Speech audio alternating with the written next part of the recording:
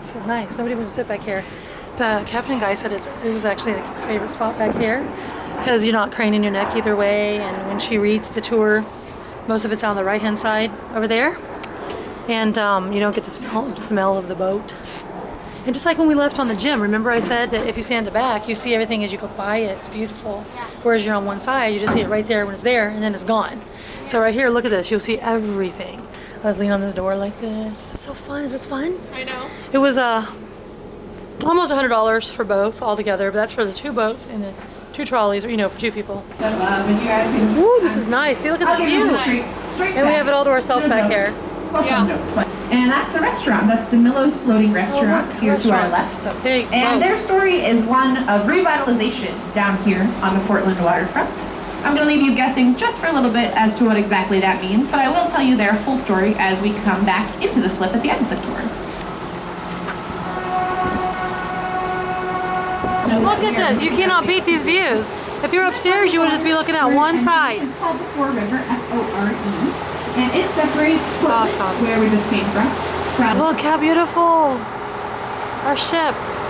Oh. And off to our left hand. Okay, the boat's worth it already. Very close to that United cruise ship, the Norwegian Gem. Yeah. Some of you know the inside of that ship very well, so maybe this is a welcome change of pace for you to see it from the outside.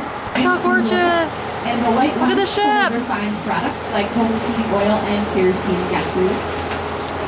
This is a working waterfront, which means you have to be somehow at the sea to be there. There's nice bathrooms in here too. Nice bathrooms. And it's cold. Turn on every night out of tradition.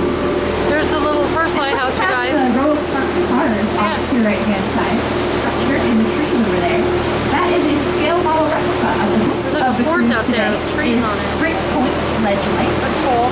And here's another lighthouse. It was built in 1897. 1897. There it is. Look how pretty. There's remains of a fort over here. I don't know if you guys can see that far away. So there's 3,500 miles of Maine coast land, and of that, only about 100 miles is actually beach. And that's very rare sand beach right there. Care to take a guess how much those mansions up there cost? Look at them. Awfully close together, but hey, they got the views. The big pretty lighthouse is right up here. I saw it. That looks like the parking area for the big lighthouse, the big pretty one.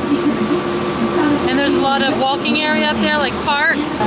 Said these houses would go up to $6.5 million, 1/2 to 6.5.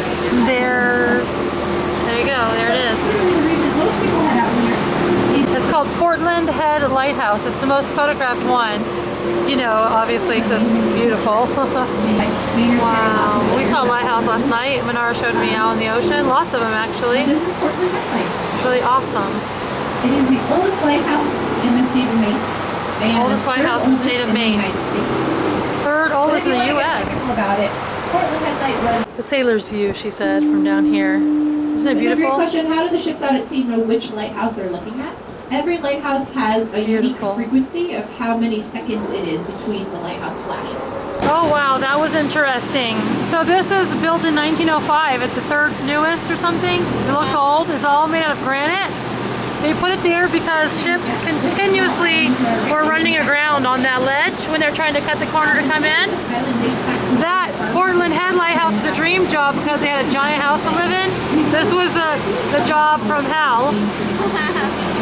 The lighthouse keeper plus 2 other people were stationed in that for 2 to 6 weeks.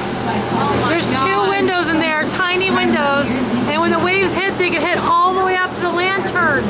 And you had a bunker down in there, and those wire things outside is where the outhouse was. And you had to live inside there with those 3 people.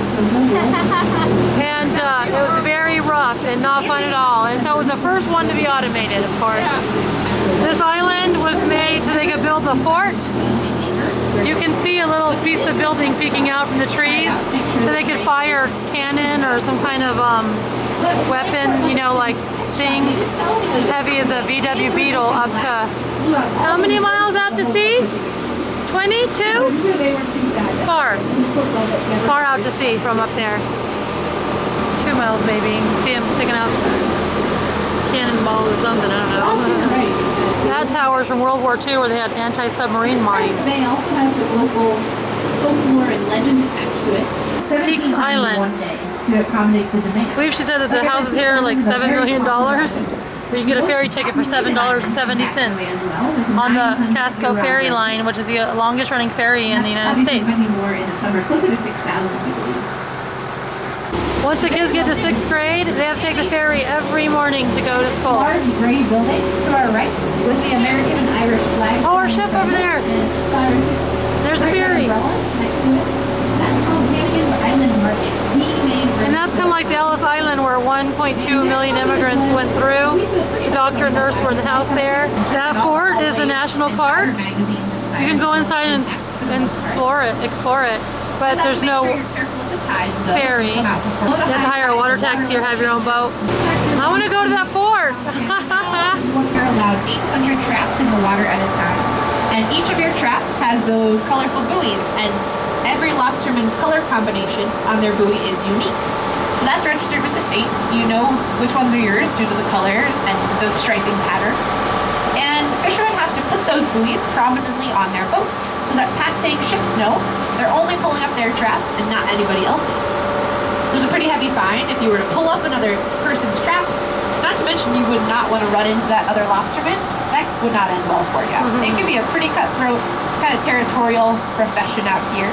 So all the lobster fishermen are given their own zone that they can only ever be in, a spot here in the water.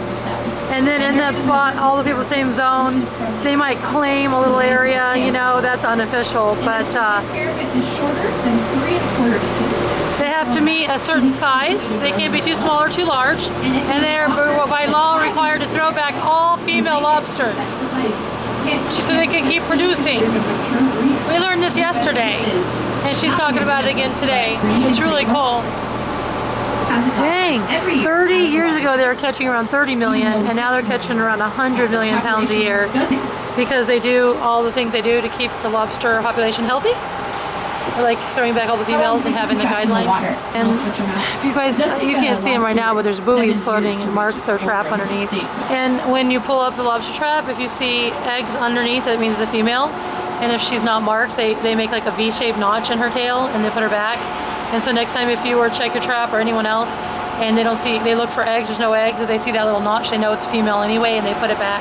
There's buoys out there everywhere, but they're just probably hard for you guys to see. So this is Halfway Rock to our left where we often see wildlife. Now, I personally have never seen this before. There's an American bald eagle. Oh my god, it is! There's an eagle. Oh, I'm gonna see if I can take a picture.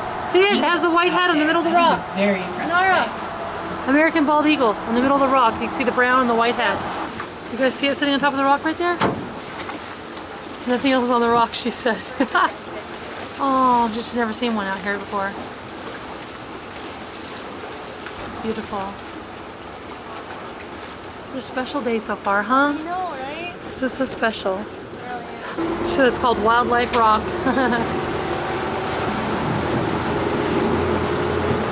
There's a ship over there. We're getting back to being done.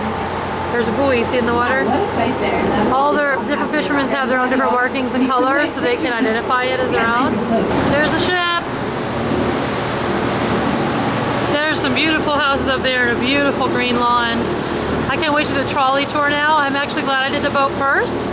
I was wanting to do the boat first because all the people get off the ship were going to the trolley. The trolley was busy, busy, busy, and the boat's not near as busy. So I'm glad that we did the boat first and the trolley second. And I love the Norwegian gym. I love it so much. I'm so sad tomorrow's the last day. A whole week was not enough. Totally want to do like the 10-day Canada New England cruise. The one that goes to Quebec overnight. That would be awesome. Tomorrow's our last day on the ship. I'm so sad. I love the ship. I love it so much. Are you eating your maple candies? Yeah.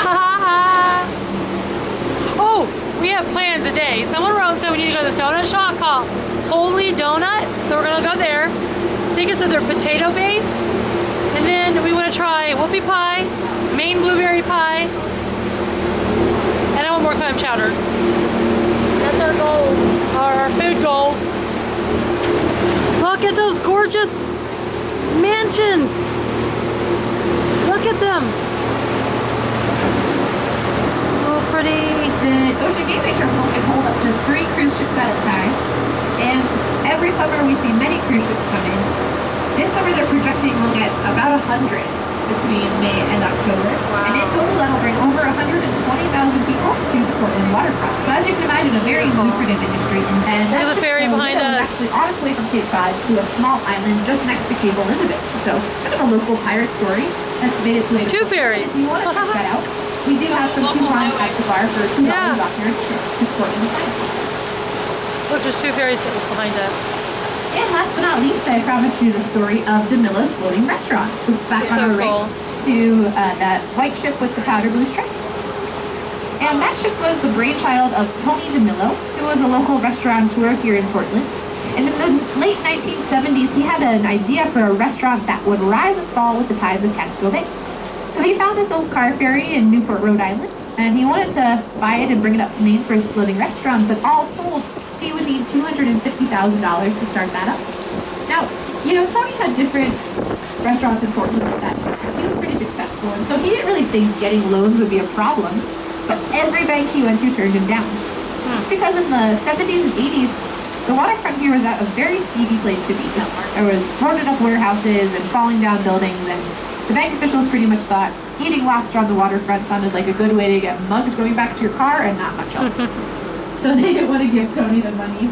So he had to come up with a new plan, and instead, he wrote 250 letters to his closest family and friends.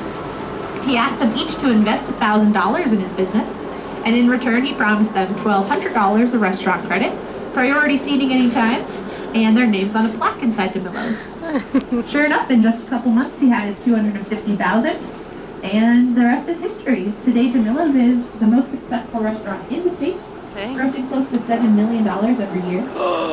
Dang. And once DeMillo's took off, more and more bars and restaurants and businesses $7 million and boat companies a popped year. up along the waterfront. And so DeMillo's Tony makes. DeMillo is really credited with leading the charge to revitalize the working waterfront and turn it into the vibrant place that you're visiting today. So I always give him a little shout out as we pass by, because, you know, if he hadn't followed through with his idea, we might not be able to get our tour today. So we sure are glad we could.